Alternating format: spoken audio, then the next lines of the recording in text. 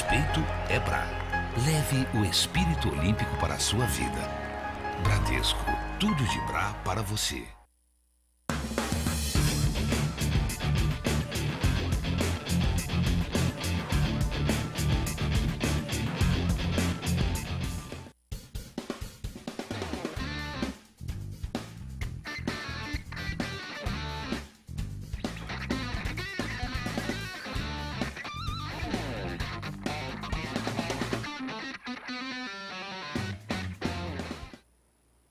Grande abraço para você ligado na TV Esporte Mais, canal 27 da NET, 10 da Cabonete em Osasco e pela internet no tvesportemais.com.br. Meu muito obrigado também às emissoras que exibem esse programa. Você está comigo, Nelson Júnior, e como todos os sábados eu sempre tenho aqui uma entrevista legal, um encontro bacana, ligado ao esporte, para trazer para vocês nesse sábado, 13h, no nosso programa inédito e também nas reprises. E hoje nós temos uma convidada muito especial. Ela é referência no tênis brasileiro e eu tenho a honra de apresentar aqui, nesse início do nosso programa, a Patrícia Medrado, que hoje vem aqui nos prestigiar. Muito obrigado pela sua presença, Patrícia. Eu que agradeço o convite, Nelson. Muito obrigado mesmo. E eu estava até conversando aqui com a Patrícia. Nós aqui na TV Esporte Mais estamos precisando até um programa de tênis aqui, falar bastante de tênis. Nós temos aqui o Ronaldo Spedaletti, que é especialista, e ficamos muito contentes em receber a Patrícia, que é uma referência, né? Você deixou um grande legado, Patrícia. Queria que você, né, falasse como que é até isso, né, para você, né? Hoje, depois de tanto tempo, ainda ser reconhecida, deixar esse legado que você deixou no esporte. É uma satisfação, né? É super gratificante. Afinal de contas, o tênis está na minha vida há muitos anos, né? Desde os 10 anos de idade, quando eu dei minha primeira raquetada, né? E o esporte da vida toda, né? Então, eu acho que eu sou o exemplo vivo disso. Ainda jogo, ainda participo de torneios, tenho meus projetos sociais e incentivo muito a garotada. Então, para mim é muito gratificante atuar ainda, tanto como atleta, como empresária ou diretora executiva, enfim, e gestora de projetos. Né? Muito legal. Patrícia, conta pra gente isso. Você é de Salvador, é isso? E como que começou isso desde o início? Quero saber como começou o tênis na sua vida. Bom, começou assim como toda baiana, né? Muita praia, então o esporte da praia é o frescobol. Comecei ali dando minhas primeiras raquetadas aos 10 anos de idade e fui vista por uma tia, muito companheira, muito parceira de esporte. E achou que eu levasse jeito pela forma como eu segurava a raquete e me levou para o clube, a Associação Atlética da Bahia, clube que eu representei. Olha, nossa, essa faz bastante tempo. É verdade. Eu até era mais morena, olha só. É verdade. Enfim, em Salvador, na Associação Atlética da Bahia, eu dei minhas primeiras raquetadas e bem comecei novinha, 10 anos. 10, parei, né? Que eu morava, na verdade, um pouco longe do clube. E aí voltei com 12 anos para nunca mais, né? Até hoje.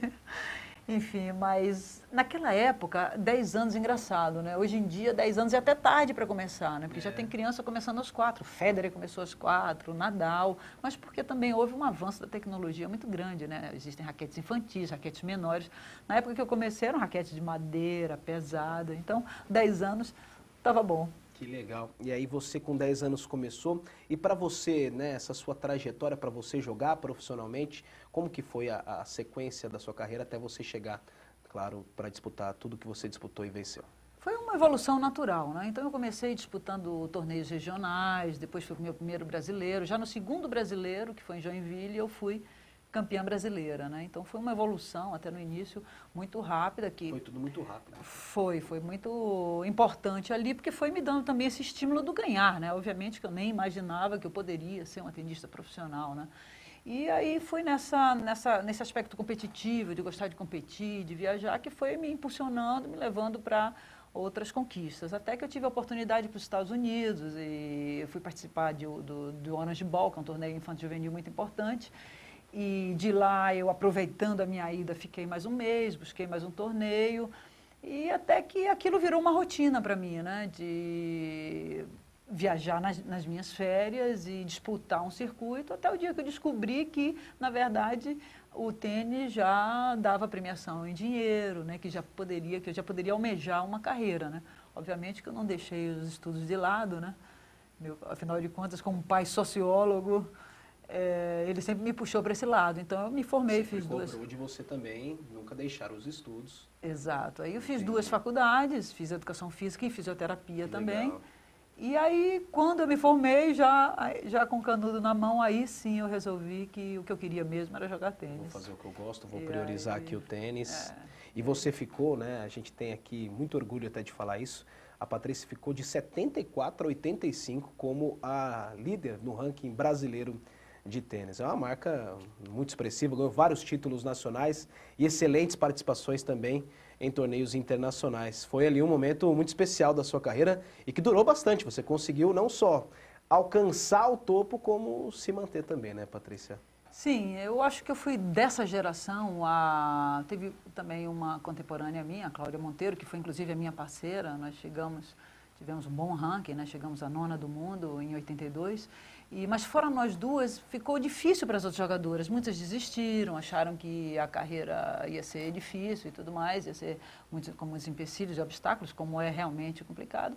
Então nós duas seguimos e nos profissionalizamos e eu, apesar de não jogar todo ano o campeonato nacional, porque eu estava também disputando fora, eu acabei como brasileira melhor ranqueada, então eu fui mantendo essa posição de 1 do Brasil por 11 anos consecutivos. 11 anos consecutivos, você falou de duplas, né? A Cláudia foi a sua principal dupla, a sua principal parceira, assim, durante a sua carreira? Sim, foi a mais expressiva, né? Porque nós tivemos muitos bons resultados juntas, né? Ganhamos um Master nos Estados Unidos e teve um ano que a gente conseguiu terminar como a 9ª dupla e aí, inclusive, jogamos o Master, que foi no Japão, por causa dessa classificação, porque eram só 8, nós estávamos em 9º lugar, mas uma dupla não pôde comparecer e nós pegamos essa vaga e aí representamos o Brasil. Então isso foi realmente muito expressivo, né? Com certeza. Você vai ver que durante o nosso programa, eu vou fazer algumas perguntas aqui que eu tenho realmente curiosidade, eu vou querer que você me esclareça, eu sei que tem muita gente também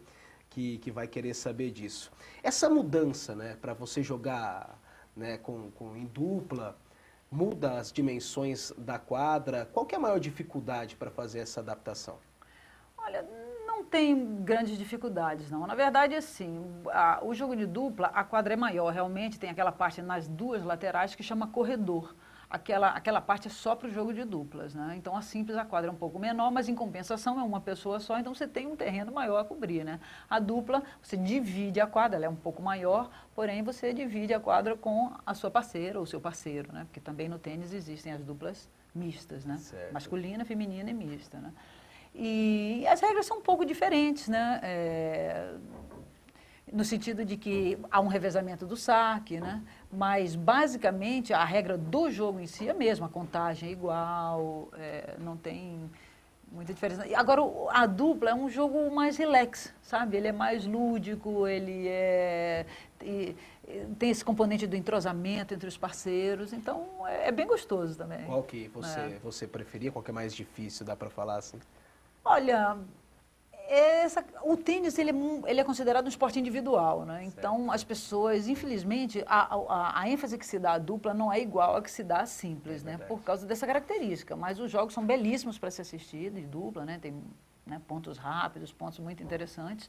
Eu gostava mais de jogar simples, né? Porque dependia só de mim, coisa e tal. Mas acabei tendo excelentes resultados de dupla. Hoje em dia eu adoro jogar dupla, adoro. Entendi. Para a relação com o solo, assim, qual que você preferia? Era no saibro, era na grama? O que era melhor para você? Grama, com certeza, era o meu pior. Grama não, né? Porque a gente passa, né, a infância, a adolescência, jogando em quadra de saibro no Brasil. Verdade. Não tinham muitas quadras. As quadras duras, que a gente chama de piso sintético, elas vieram depois, né? Embora nos Estados Unidos já tivesse muito, né? As academias aí começaram a serem construídas com quadras de piso sintético. Mas os clubes, a maioria dos clubes, os clubes mais tradicionais de São Paulo ou do Brasil, todos são em quadra, como você vê aí, ó, nessa foto, esse piso que a gente chama de saibro, né? Então é um piso mais lento, né? É necessário golpes de fundo, boa base, né? E eu joguei muito tempo na Bahia, obviamente, mas eu acabei tendo bons resultados em quadras duras também, em quadras sintéticas. Entendi. Em relação a a Saibro, né, que a gente mostrou ali, era a principal característica da Patrícia. Mas, Patrícia, eu queria saber também daquilo que você tinha de pontos fortes dentro de quadra, né? Era o seu físico, que sempre foi muito elogiado, estava conversando aqui. Patrícia sempre teve um físico muito elogiado. Quais eram as suas principais características, assim, jogando? Nossa, uma paciência para ficar ali na quadra, um bom físico realmente e muita vontade de ganhar, né? Eu, infelizmente, não nasci com aquela direita arrasadora, né? Um saque devastador, né? A minha empunhadura ainda peguei uma fase de transição, porque daí fica um papo muito técnico, né? Para te explicar as empunhaduras continental, eastern, semi-western e western, mas enfim, então eu fiquei ali numa empunhadura intermediária e não me dava uma direita muito potente, mas a minha esquerda era muito boa, com top spin, mas a minha característica principal era realmente o físico. Eu diria que o físico, eu tive jogos muito longos na minha carreira, muito desgastantes, mas eu diria que é isso. E variação de jogo, né? Eu tinha slice, top, e um pouquinho de cada, na verdade, né? Com certeza. Foram quantos anos de carreira, Patrícia? Bom, no circuito internacional foram 15 anos, né? 15 anos. Fui bem longeva, né? Parei com 31,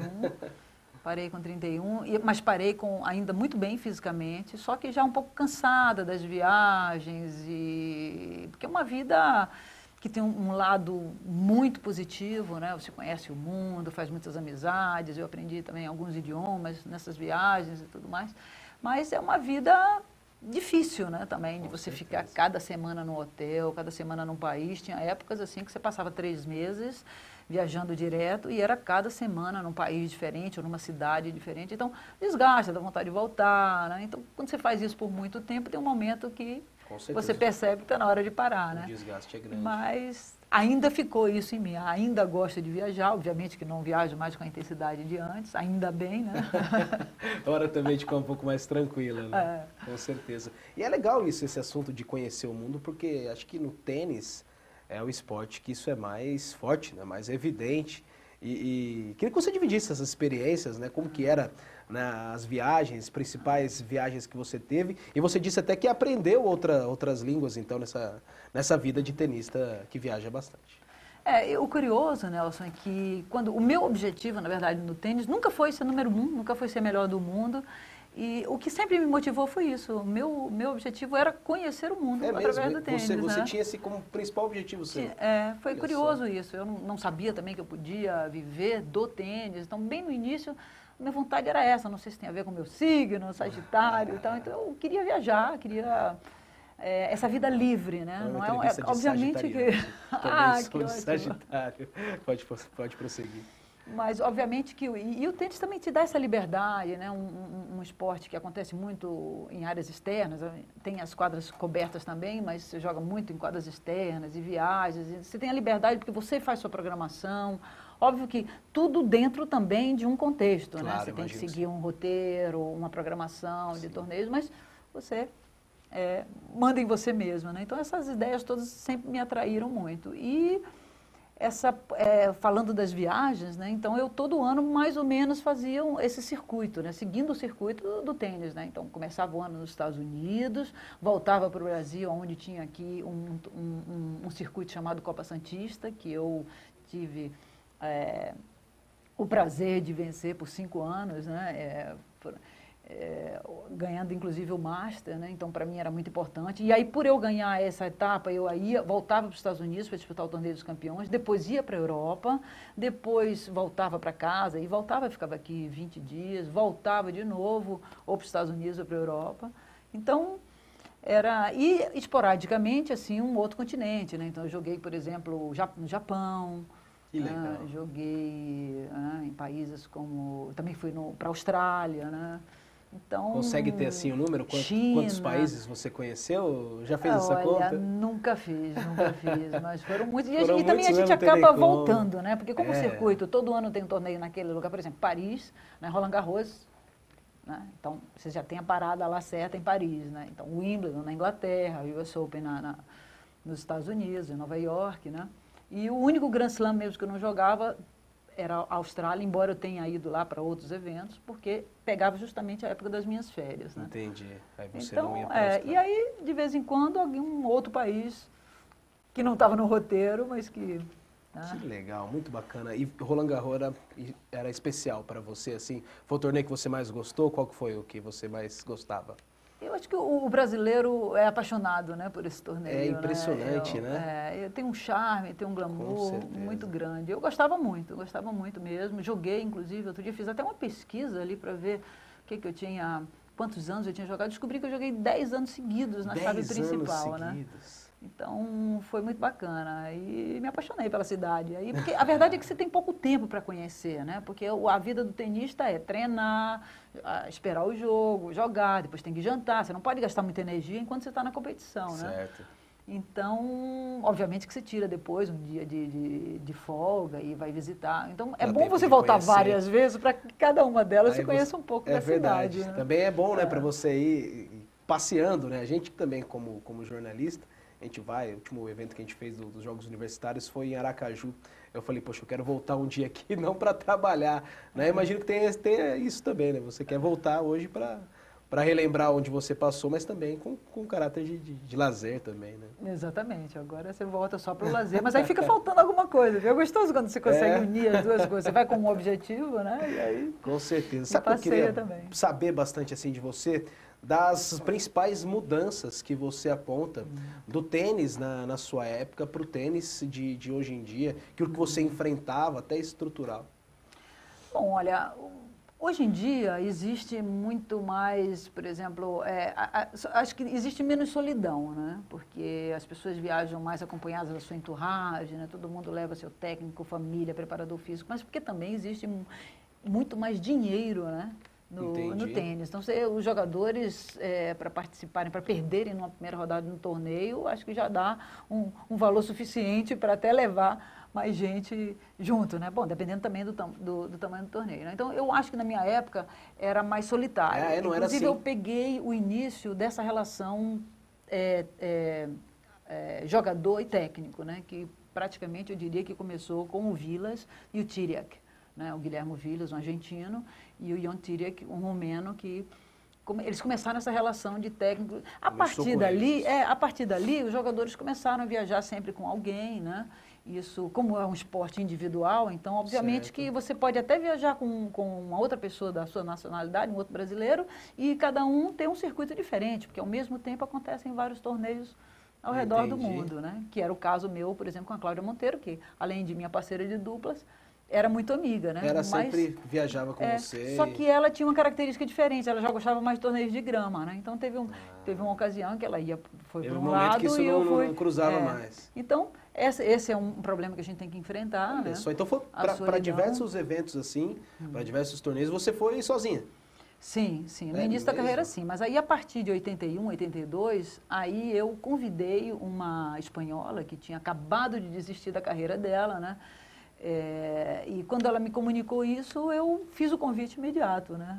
Que legal. A Carmen Perea, que foi realmente uma grande ajuda na minha carreira, né? Eu aí, pela primeira vez, aí eu tive um técnico me acompanhando o tempo todo, né? Como ela era espanhola, ou é espanhola, então a gente fazia uma base ali em Barcelona e dali, muitas vezes, a gente ia de carro mesmo para outros eventos. Muito interessante, entendi.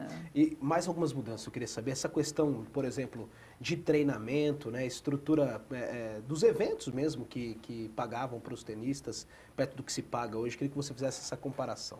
Sim, com certeza o tênis, cada ano que passa, existe mais envolvimento, mais patrocínios, né? Os torneios são muito mais glamourosos, o circuito atrai a mídia internacional, os nomes, os melhores jogadores hoje em dia são super estrelas, né?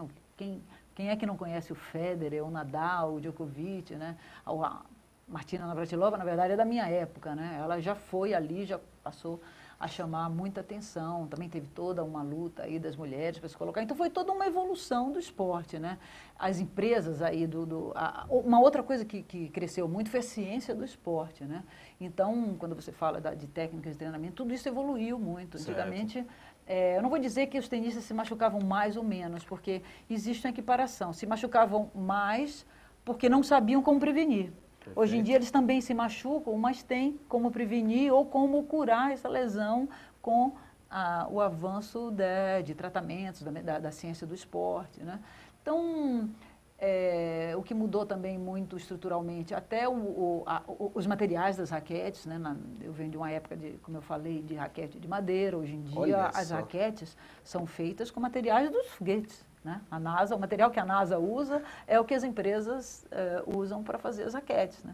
Então, houve uma mudança praticamente em todo o esporte, desde madeira, a forma isso de me chamou segurar. A atenção. A raquete era de madeira, então era madeira. super pesada. Super pesada. Hoje em dia, para você ter noção, tem raquetes de 270 gramas, Nossa, entendeu? Então, são diferença. raquetes muito leves, né? O encordoamento, o tamanho da cabeça da raquete. Então, o esporte mudou muito. E por causa desse avanço da tecnologia é que justamente vem aquilo que eu falei antes da forma de segurar a raquete, né? Entendi. Que, por exemplo, o Guga tem uma empunhadura extrema. Quando você olha a forma como ele segura a raquete, você acha que ele vai bater com a quina, né? Com o aro da raquete, né? Mas, enfim. Que legal, é muito muitas bacana a gente mudanças. conhecer dessas técnicas e saber dessas diferenças. Em relação a treinamento, assim, como que era a carga horária de vocês? Como que eram os treinamentos dos brasileiros na época? Olha, o meu, não sei como que eram os outros brasileiros, mas eu tentava treinar sempre 2 turnos, né? Eu acho que tem gente que fala que treinava muito mais do que efetivamente acontecia, porque eu acho que o corpo da gente também tem um limite, né? Mas eu acho que um bom treino, 2 horas, 2 horas e meia de manhã, 2 horas e meia à tarde, mais a preparação física, tá de bom tamanho. Agora, no final da minha carreira, como eu já estava bem, quer dizer, eu já tinha minha técnica estabelecida, né? Estabilizada também, eu investia muito na preparação física, então aumentava um pouco mais o tempo de treinamento do primeiro turno e deixava o segundo turno só para preparação física, né? Então, mas cada um acho que tem o seu sistema, né? Tem gente que detesta treinar. O McEnroe, que foi um tremendo de um jogador, não gostava de treinar. O que ele fazia? Ele jogava dupla em todos os torneios que ia para servir de treino também, né? Entendi. Então é uma dose ali que cada um tem que encontrar a sua, né? E a gente vê, por exemplo, agora o Nadal, né, teve uma queda recentemente e sempre algum tipo de lesão ali atrapalhando a carreira dele. Queria entrar nesse assunto com você. Teve algum momento ali que alguma lesão tenha te atrapalhado? Você era clinicamente também privilegiada como atleta? Olha, eu posso dizer que sim, mas eu tive uma lesão chata que foi no meu punho direito, né? Obviamente por causa mesmo do overuse, né? Que a gente fala. Parei por 2 meses e fiquei com aquela sensação, né? A gente olha no cômputo geral do tempo de carreira, 2 meses não é nada, né? Mas quando você está vivendo aquilo ali, aquilo atrapalha parece tudo, muito. O planejamento, muito. né? E aí, você tem que sair de torneios e eu acho que até me planejei mal, né? Porque depois da lesão eu fui tentar ganhar confiança jogando torneios e é uma coisa que não funciona. Não era o caminho. Né? O que te dá confiança é ganhar. Não existe nada melhor do que ganhar para você recuperar uma confiança, né? Então, passei um período aí bem ruim, né? Porque eu voltei a jogar muito cedo, embora eu já tivesse curado da lesão, mas não estava preparada ainda tecnicamente, e fui perdendo, e aí cada derrota acarretava, assim, numa perda de confiança, né? Falta de aquisição da minha confiança de volta, e aí me atrapalhou, mas depois eu superei e deu tudo certo. Ah, legal. E você começou a falar em relação a investimento, hoje, né, o tamanho que tem o esporte em relação ao investimento de marketing mesmo, de empresas apoiando. Na sua época, como que era essa relação, né, da visibilidade do tênis e para vocês mesmos, que eram tenistas, para poder viver disso? Era bem difícil, bem difícil mesmo. Esse era o grande calo, né, dos jogadores brasileiros, era meu também, né? Eu lembro que nas primeiras viagens que eu fiz era uma catadinha, né? Então o clube me ajudava um pouquinho, minha família um pouquinho. A primeira vez que eu fui para os Estados Unidos consegui um lugar para ficar, para não ter grandes custos. Aí, numa época, consegui um patrocínio lá na Bahia, mas foi só para uma viagem. Então, e sempre você, só para eu entender, sempre você mesmo que correndo atrás e... Não, ali aquela estrutura familiar, né? Era o clube, né? Na verdade, a relação era clube. A minha tia, que foi justamente a minha grande incentivadora, né? Que legal. O meu pai, ele sempre ficava com um pé na frente e outro atrás por causa dos estudos, né? Certo. Mas também nunca me proibiu, felizmente, né? Minha mãe, uma apoiadora. Mas a gente tinha que partir dessa estrutura familiar, né, e envolvendo o clube, para conseguir algumas coisas, né? Como o retorno que a gente dava, que um tenista podia dar naquela época era muito pequeno, porque você sabe que tem os patrocínios do tênis não são como no automobilismo, não são como no futebol, que os nomes dos patrocinadores, as marcas, vêm gigantescas no seu uniforme, né? Então, no tênis tem uma regulamentação, né? São poucas polegadas que você coloca aqui na manga, não pode... muito, muito complicado. E a notícia não chegava aqui. Mas então, curioso, por que isso? A explicação que se dá para... Não existe explicação. Eu acho que o tênis começou assim. O tênis sempre foi um esporte muito refinado, né? E tanto é que o único torneio hoje em dia que ainda mantém a tradição do tênis inicial é o Wimbledon, que é esse torneio realizado na Inglaterra, onde você tem que jogar de branco. É o único torneio hoje em dia que o jogador tem que entrar com a roupa predominantemente branca. E eu tenho até uma história engraçada para contar sobre isso. Quero que você me conte. Porque eu entrei na quadra com uma fita vermelha no cabelo, né, que eu segurava meu cabelo com um lenço amarrado e era vermelho. E o resto todo branco. Eu tive que voltar para o vestiário para botar um pedaço de esparadrapo, porque a minha fita não era predominantemente branca. Olha só. Então, quer dizer, o tênis sempre foi revestido desse contexto aí de refinado, de esporte branco, né?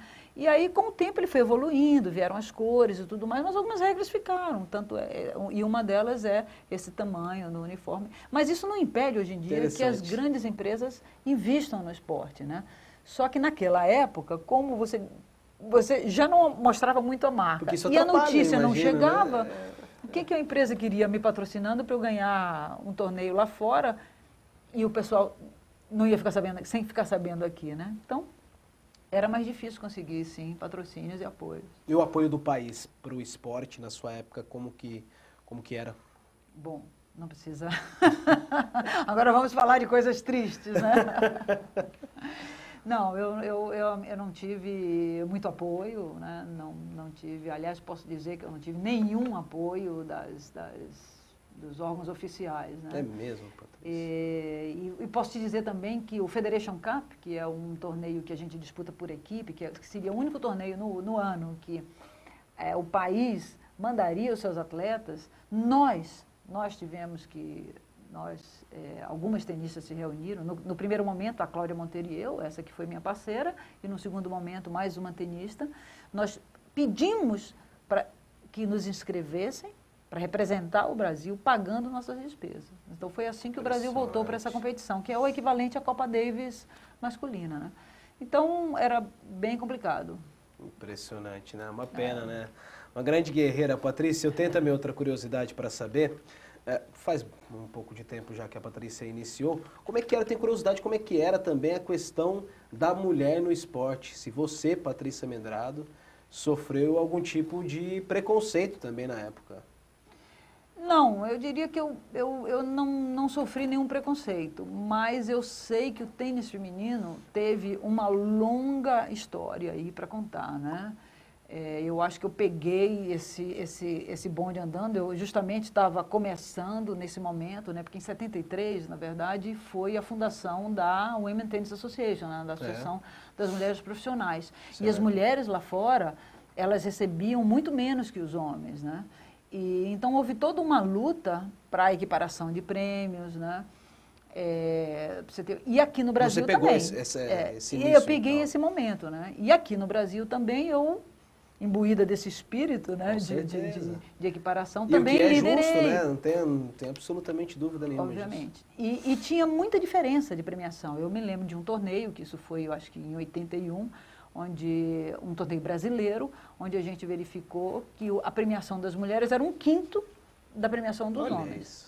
Aí a gente se reuniu, né, entramos em contato com a outra e aí acabei liderando um boicote a esse torneio. Na oportunidade vocês não entraram em quadra? Não entramos em quadra. É mesmo? Criamos também uma associação chamada LIFT, Liga Feminina de Tênis, justamente para criar os nossos próprios torneios, exemplo do que aconteceu lá fora, né, com as mulheres. E foi interessante, né? Foi um movimento que ficou na história, né? Com certeza. E eu acho que a gente fez a diferença. Depois disso, nunca, até hoje, os prêmios nunca se equipararam, mas não passaram a não sofrer essa diferença tão grande. Essa diferença, né? Um quinto, né? É algo absurdo. Muito legal. Primeiro bloco para contar um pouquinho da história, né? Da trajetória, você conhecer um pouco mais da Patrícia Medrado. Nós vamos fazer um breve intervalo comercial. Já já ela vai falar um pouquinho mais do instituto que ela tem, a sua carreira também, né? Depois de ter deixado as quadras e um pouquinho sobre tênis que ela vai sempre nos ensinar. É só o primeiro intervalo comercial aqui do Encontro Esportivo. Voltaremos.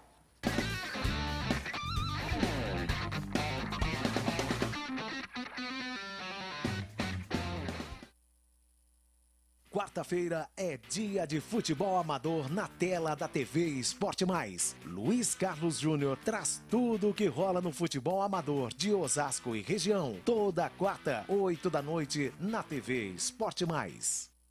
Bem-vindo à Fórmula, uma academia na medida certa. Tenho absoluta certeza que você vai se divertir aqui e vai se cuidar muito. A Fórmula Academia tem os melhores equipamentos, professores qualificados, aulas coletivas, indoor cycle e o preço na medida certa para você.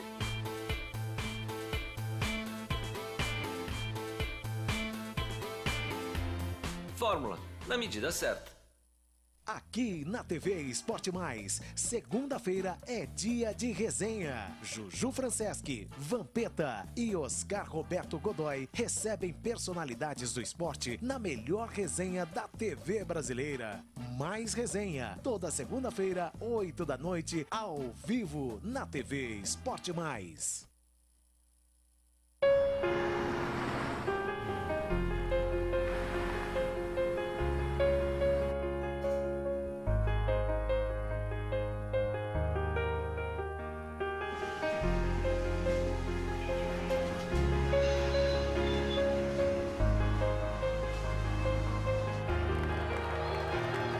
Respeito é Bra.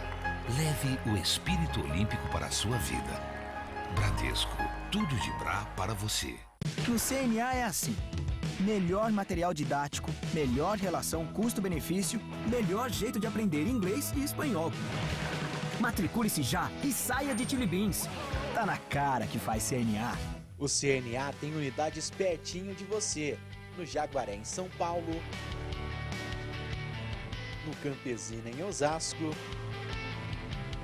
E também em Itapevi. Corra para o CNA. O boliche Pista 12 é o lugar onde pessoas de todas as idades podem se divertir juntas. Além das modernas pistas de boliche, você também encontra games eletrônicos, espaço reservado, lanchonete, bar e snooker. Tudo isso em um ambiente moderno e climatizado, com total segurança e toda a comodidade de um shopping. Venha com todos os amigos e a família. Aqui no Pista 12, nós damos bola para a sua diversão. Unip é excelência. Dados oficiais do ENADMEC confirmam Universidade Paulista Unip é primeira colocada entre as universidades particulares em todo o Brasil. Ranking universitário também confirma. A Unip é pela terceira vez consecutiva top no mercado de trabalho. 100% dos cursos de bacharelados, licenciaturas, mestrados e doutorados com conceitos positivos, instalações especialmente projetadas, completa plataforma tecnológica, cursos presenciais e à distância. Matricule-se, financiamento estudantil. O torcedor São Paulino tem cadeira cativa aqui na TV Esporte Mais. Toda terça, 8 da noite, tem Mundo São Paulo. Magno Nunes, Beto Casella e Vinícius Ramalho falam tudo sobre o tricolor mais querido do Brasil. Não perca, Mundo São Paulo é só aqui na TV Esporte Mais.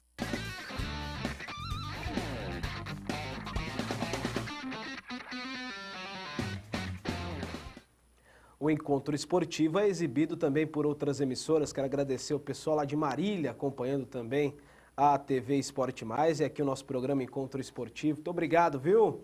No canal 27 da NET, 10 da Cabonete Osasco e pela internet no tvesportemais.com.br. Hoje recebendo a extenista Patrícia Medrado, que está aqui conosco, nos ensinando. Falei, ó, tem que cobrar, viu, essa aula aqui que você está nos dando, viu, Patrícia? Mas quero explorar, então, depois que você deixou, né, as quadras, a sua carreira, e saber um pouquinho mais sobre este instituto, Patrícia Medrado, como que você chegou até nele, e contar um pouquinho dele também, Patrícia.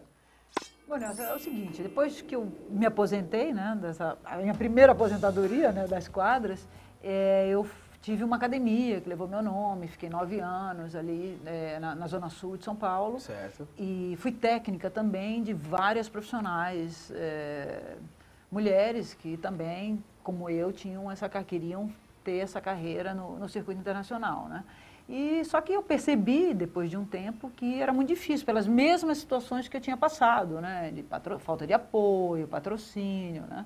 E, para você ter uma ideia, teve uma atleta minha que eu treinei 4 anos e jamais consegui viajar com ela. Olha só. Né? Então, aí eu descobri um dia um projeto da Federação Internacional de Tênis, que era de capacitação de professores de educação física para inserção do tênis nas suas aulas, nas aulas de educação física das escolas públicas.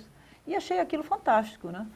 Então, eu resolvi, aí falei com a confederação na ocasião e acabei assumindo a coordenação desse projeto, né? E foi aí que, 2 anos, isso foi em 96, foi até antes do Guga vencer o primeiro Roland Garros. É né? mesmo, entendi. Então, quando o Guga ganhou em 97 o primeiro Roland Garros, o único programa oficial que existia de massificação, de popularização do esporte era nosso, né? E aí, em 98, eu fundei, finalmente, o instituto que leva o meu nome, né? Instituto Patrícia Medrado. Na ocasião, até tinha um outro nome, que era Sociedade para o Desenvolvimento do Tênis, né? Mas, com o passar do tempo, a gente percebeu que não era desenvolver o tênis, né? Porque quando você começa a lidar com essa população, com a população mais carente, de escolas públicas e tudo mais, você vê que o que você precisa desenvolver é o ser humano, né? Entendi. Por meio do esporte. Aí a gente acabou mudando para Instituto Patrícia Medrado, né? E a gente vem atuando desde então nessa linha. Desde 98, explica pra gente, né, os objetivos, aquilo que vocês fazem hoje, que é muito legal. Nós temos vários braços, né, vários segmentos, né? A gente trabalha, mas o básico é trabalhar com populações menos favorecidas, né? Oferecer o tênis de forma gratuita, massificar, democratizar o acesso da modalidade, né? Então, a gente tem projetos, por exemplo, de capacitação de professores de educação física, que a gente segue, né, fazendo isso desde aquela época, exato. A gente tem também projetos de atendimento direto, ou seja, a gente tem núcleos, então as crianças vão ali, por exemplo, temos um em Campos do Jordão. Né? É mesmo? E lá a gente atende as pessoas que moram lá, não as pessoas que vão, que têm casa, cidade lá, mesmo. pessoas da cidade, Olha né? só. Os filhos de caseiro. Né? As pessoas Quem não tem a oportunidade ali, através do Instituto, praticar o esporte. Exatamente, que é um município que pouca coisa acontece nesse setor esportivo, né? Então é uma grande oportunidade. E temos também outros projetos aqui de atendimento direto. Atualmente a gente atua em 18 pontos da cidade, oferecendo também 18 pontos aqui em São Paulo. 18 pontos, do norte, sul, leste, oeste, né? Legal. Sempre tem uma unidade perto de onde qualquer pessoa mora. Isso, né? Muito legal da gente até divulgar aqui, pois não, Patrícia? E, enfim, e aí, dependendo do projeto, do programa, a gente atende ou só criança, ou todas as idades. Então não é só para molecada, né? tem para todas as idades. Exatamente. Tem, aliás, esse projeto específico que a gente está em 18 pontos da cidade, a gente atende muita gente da terceira idade, que são as pessoas que justamente frequentam os centros esportivos, né? É verdade. Talvez a população não saiba, né? Mas existem, quer dizer, nem toda a população saiba, né? Mas existem muitos centros esportivos da prefeitura, do município, que têm diversas atividades, né? E aí a atividade de tênis a gente coordena, né? Então tem... Não é muita gente mesmo que sabe. Pois é, razão, né? Nós precisamos explorar isso, é um direito nosso. Que é uma pena e a gente tem que, com certeza, explorar. Muito legal, você pode até deixar as imagens para a gente ali, Felipe, para a gente ver como que é feito o trabalho. E eu estava até dizendo com a Patrícia agora, a gente às vezes tem um pouco de dificuldade, né, de ver profissionais, né, dando aula de tênis e que saibam, né, realmente as técnicas para poder passar isso. Então é uma das partes interessantes do Instituto, Patrícia. Exato. Ó, você vê essa imagem aí, por exemplo, é de um curso, finalização de um curso. Aí são os professores na ativa, né? E antes ali no dia a gente acaba também distribuindo, até doando material para as escolas para que elas possam desenvolver depois, né? Porque não adianta também só ensinar, né? Lá e a gente tem que dar também, a gente dá a vara. Ensina a pescar. Enfim, ensinar a pescar né? E que é importante, porque às vezes a rede pública, a rede pública não está aparelhada suficientemente bem, né, com esses materiais específicos, porque não está na grade curricular normal, né, o ensino dessa modalidade. Então a gente, olha ali, está vendo os kits ali do lado esquerdo, os professores, representantes de escola. E aí, assim, né, dessa metodologia super lúdica, divertida, né, o importante é ensinar, mas que as pessoas tenham prazer na prática. A molecadinha. Ô, Patrícia, e o esporte não era... O tênis não é um esporte de elite? E como que funciona isso? Vocês estão quebrando um pouco disso, né? Esse é o nosso grande objetivo, é mostrar que esse acesso pode ser democratizado, porque também criou-se esse estigma, né? Porque eu chamo de estigma mesmo, porque isso afasta as pessoas do esporte, né? O tênis é esporte de elite. Já sabe que o tênis é esporte de elite. Quando você pensa em tênis, você imagina que você vai comprar a raquete mais cara do mercado, que o seu tênis tem que ser o melhor. Quando você pensa em futebol, você já imagina uma coisa mais popular, mais né? Fácil ali, uma né? quadra ou na praia, ou um campo, né? Ou várzea, qualquer coisa. Mas no tênis, a sua imagem sempre... exatamente. Tem gente que joga descalço, né? Essa é a relação. Né? Mas tem raquetes baratas, né? Tem espaços públicos gratuitos, tem alguns parques que têm quadras de tênis em São Paulo, né? Legal. Então, é só ficar atento, quem quiser mesmo, quem quiser mesmo é ficar atento, né? Que no site mesmo da prefeitura tem ali quadras que podem... onde o esporte pode ser praticado. É um negócio muito cultural, a gente brincava e até comentava disso pouco tempo atrás, né? Trouxe aqui um grande amigo meu que acompanhou muito tempo futebol nos Estados Unidos, agora a entrada do soccer, e falando dessa relação, né? Como que é o crescimento das crianças lá e o incentivo para a prática de outros esportes, né? A criança fica mais à vontade para escolher, aqui é muito futebol, né? O futebol... E muitas vezes ainda não é bem explorado isso, ou a oportunidade não é para todos. E os outros esportes ficam escondidos. E o tênis tem essa dificuldade ainda maior que os outros esportes, que é ter colocado, né, como você disse, esse estigma, esse paradigma aí de que é um esporte para elite, é um esporte que não é de fácil acesso. Mas devagarzinho a gente vai convencendo as pessoas e oferecendo essas oportunidades, essa oportunidade estando praticamente ali ao alcance de todos, então a gente vai quebrando com isso. Nós chegamos a ter nesse projeto nosso anterior, agora nós estamos numa segunda versão, já 3.200 alunos, onde nem 10% desse número já tinham jogado tênis, ou seja, então nós fizemos várias pessoas pegarem numa raquete pela primeira vez, né? E a grande vantagem disso é que você está oferecendo mais um esporte, é um esporte que pode ser praticado com a família, é um esporte que não existe idade, você pode começar com qualquer idade, né? E é um esporte que não tem contato direto, né? Então ele não machuca, o número de lesões é mais reduzido, né? E você não precisa de muita gente, porque aquela coisa de você ter que juntar, numa determinada fase da sua vida, uma equipe, né? E ainda a equipe contrária, às vezes dificulta, né? Que o nosso círculo de amizade, de pessoas interessadas naquele tipo de... É verdade, né? é verdade. Então, com tênis, com mais um, você consegue jogar, mais dois, né? 4 pessoas jogam uma dupla fantástica. Acabou, você não precisa ter, né? Exatamente. A dificuldade é menor nesse sentido, com certeza. Então, para a gente ajudar, né? A gente fazer também que as pessoas quebrem um pouco isso junto com o Instituto, gostaria que você divulgasse um pouco como que a gente, né, pode abrir aqui para as pessoas que estão assistindo o Encontro Esportivo para estar participando disso. Então, a gente tem essas unidades todas em São Paulo, né, que estão abertas à população. Obviamente que falar aqui telefone, nome de cada uma delas fica complicado, mas as pessoas podem entrar no site do Instituto, www.institutopatriciamedrado.com.br.org.br. Tem o telefone também do nosso escritório, da nossa sede, né, que é 50414713. E ali a gente pode orientar, né? Mas é bem interessante. Eu acho que é uma oportunidade que a população pode agarrar, né? Aprender um novo esporte. E não precisa levar raquete, não precisa levar bola, nada. Tudo é fornecido pelo Instituto. Claro que o material vem da Secretaria Municipal de Esportes. É um convênio que o Instituto tem com a Secretaria Municipal de Esportes, né? E, enfim, e é isso aí, bola para frente. Com certeza. Então, só para a gente repetir aqui de novo, é institutopatriciamedrado.org.br. Exatamente. Tá certo, Felipe Pirolo? Para você depois colocar aí para a gente, em determinado momento que você tiver, você me avisa aqui. É muito legal isso, para a gente também dar essa oportunidade para as pessoas, para as crianças, né? E participarem também, né? Jogarem tênis e participarem desse instituto da Patrícia Medrado, que vai fazendo muito sucesso. E para criança, né, Patrícia? A gente costuma dizer aqui sempre, queria também saber a sua visão sobre isso, que é uma visão muito importante, né, sobre o quão é importante o esporte para o crescimento para uma criança. Nossa, é de fundamental importância. Nós estamos vivendo um momento muito crítico, né, Nelson? A gente está aí com um percentual altíssimo, né, de sobrepeso. Nós temos 53% da população brasileira com sobrepeso. Isso, né? aumenta, né? Isso só aumenta. As crianças, a gente tem pela primeira vez uma estatística que as crianças nessa faixa de 10 anos têm uma perspectiva de vida 5 anos menor do que a dos seus próprios pais. Olha só. Né? Isso é raro de acontecer, mas isso por causa da inatividade, do sedentarismo, né? Então, o esporte, as ofertas do mundo moderno, né, são muito sedentárias, né? Então, muito. tudo fica mais Só aumenta, fácil, e só aumenta, isso que é impressionante.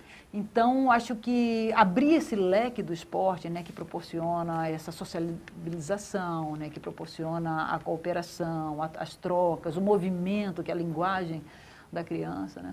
Tudo isso é de fundamental importância, né? Então, a gente está fazendo aí o nosso papel, né? Trazendo mais uma modalidade, né? As meninas, por exemplo, também têm mais dificuldade de se encontrarem, às vezes, no esporte, também já é mais uma opção, né?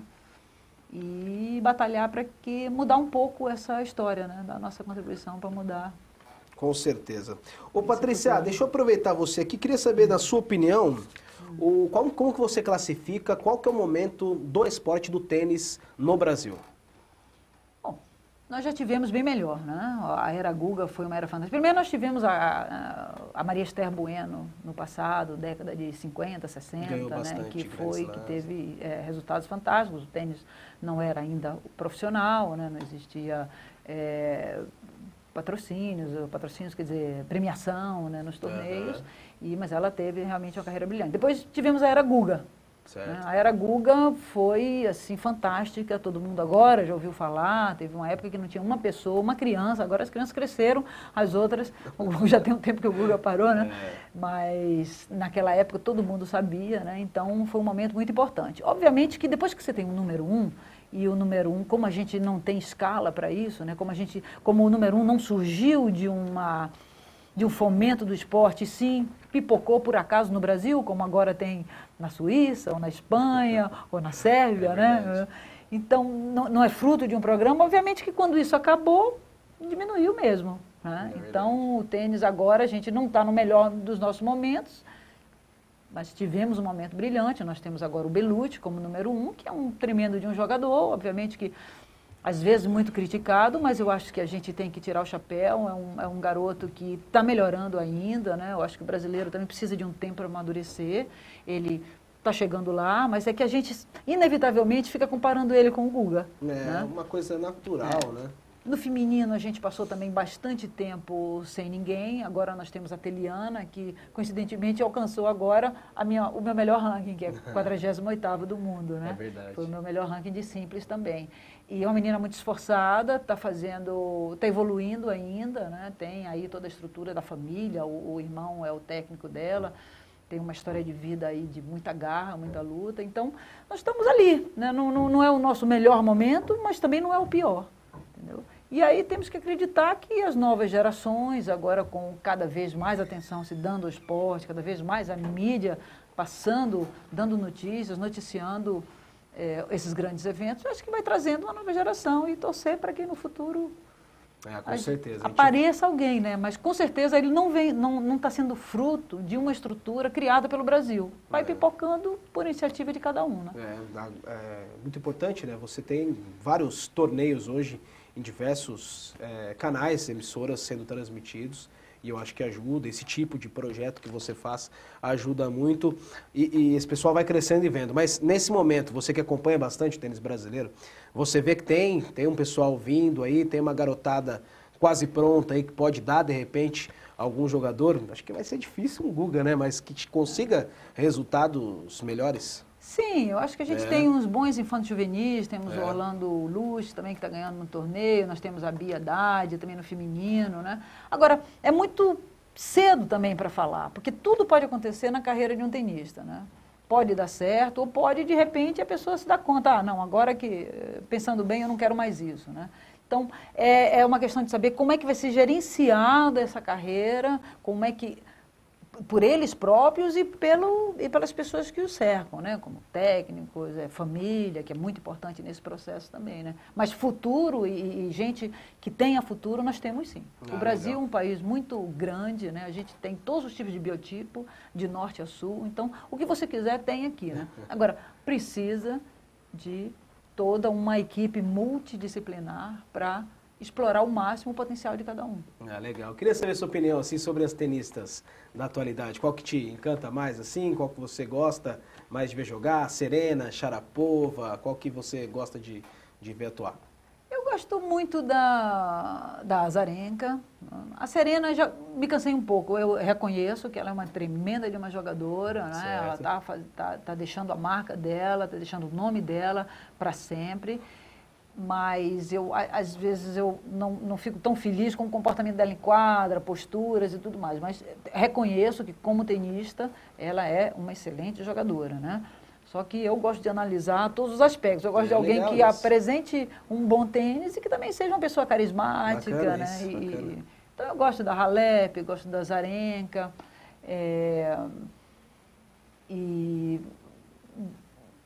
Deixa eu ver quem mais agora. Achei bem bacana a Pennetta ter ganho agora o US Open, né? Que foi uma italiana, foi uma final entre duas italianas. Acho bom.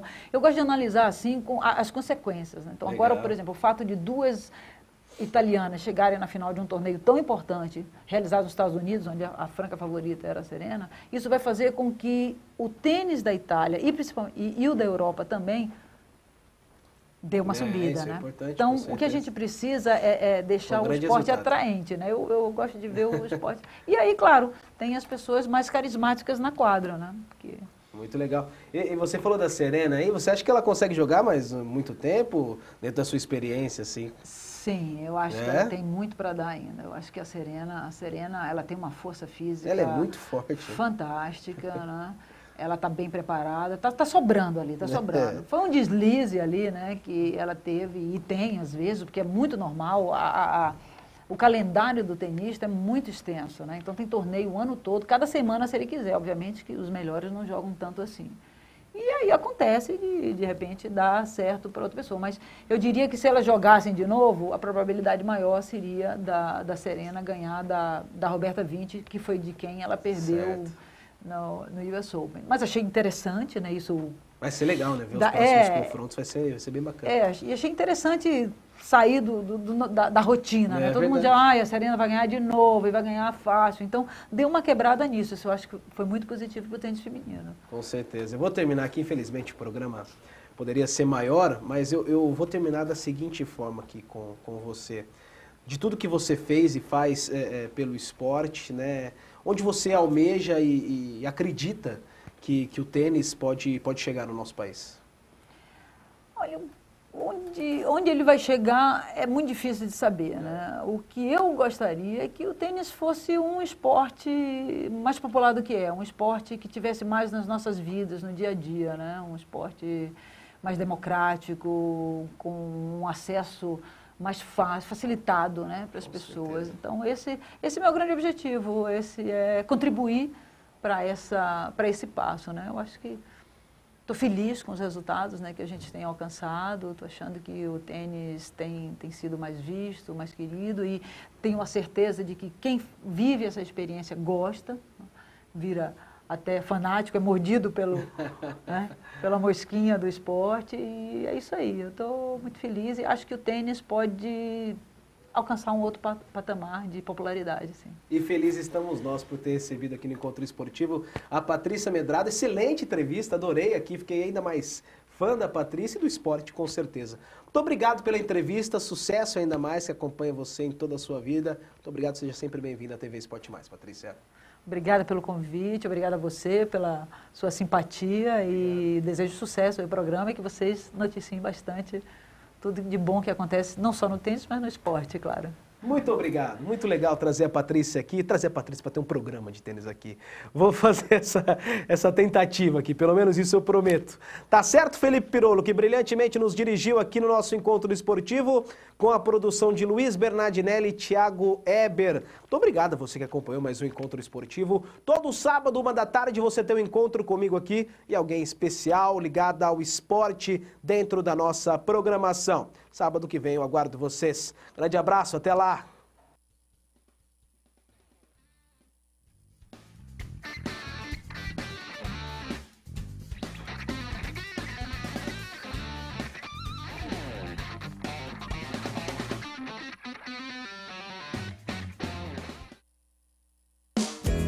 Começou a indicação dos brasileiros que irão conduzir a Tocha Olímpica Rio 2016 por todo o país. Ela vem chegando. E com o Bradesco, você pode ajudar a encontrar este time.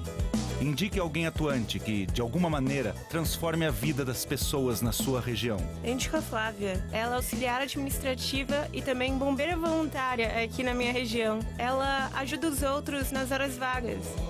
Bom, eu indiquei o Leandro. Ele é faixa preta de judô e ensina as crianças do bairro a lutar. É de gente apaixonada pelo esporte assim que o Brasil precisa, né? Olha, eu escolho a Rosa. Todos os dias ela visita um asilo aqui na minha rua para conversar e fazer companhia para os idosos. Isso é um exemplo de amizade e respeito. Ela vem chegando. Reconhecer quem merece é BRA. Acesse e indique. A dica que a Fórmula traz para você hoje é uma aula de MMA Fitness. Essa aula tem se tornado bastante popular e cada vez mais fazendo sucesso.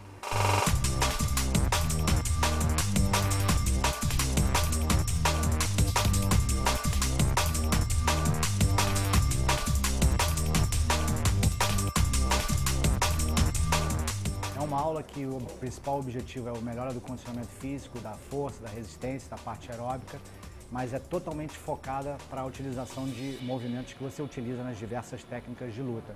Então você usa de boxe, muay thai, jiu-jitsu, judô, então esse cenário de lutas aplicado para a melhoria do condicionamento físico. A parte inicial da aula a gente tem uma parte voltada para o condicionamento físico, onde você faz um circuito de atividades funcionais e logo depois entra um momento onde você vai utilizar as técnicas para a melhoria do teu estado de condicionamento físico.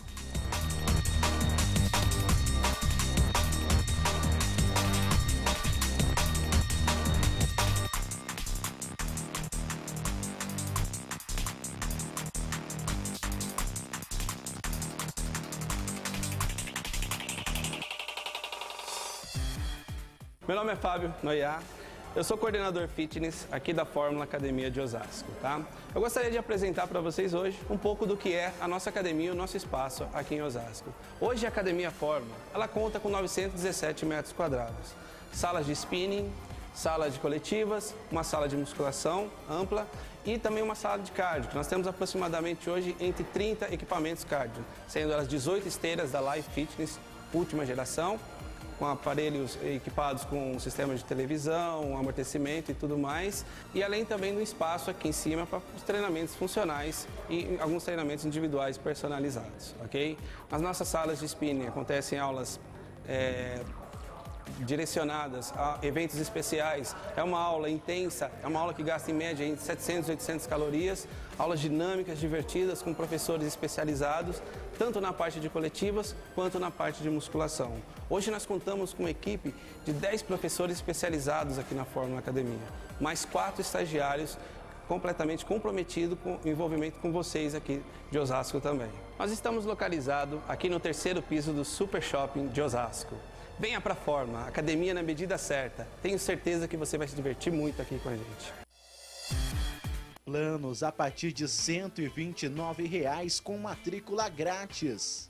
Venha conferir na Fórmula Academia, no Super Shopping Osasco.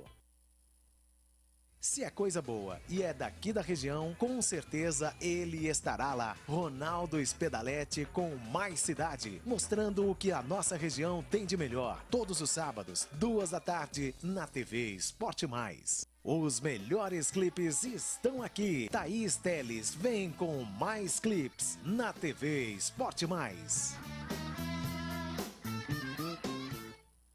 O torcedor São Paulino tem cadeira cativa aqui na TV Esporte Mais. Toda terça, 8 da noite, tem Mundo São Paulo. Magno Nunes, Beto Casella e Vinícius Ramalho falam tudo sobre o tricolor mais querido do Brasil. Não perca, Mundo São Paulo é só aqui na TV Esporte Mais.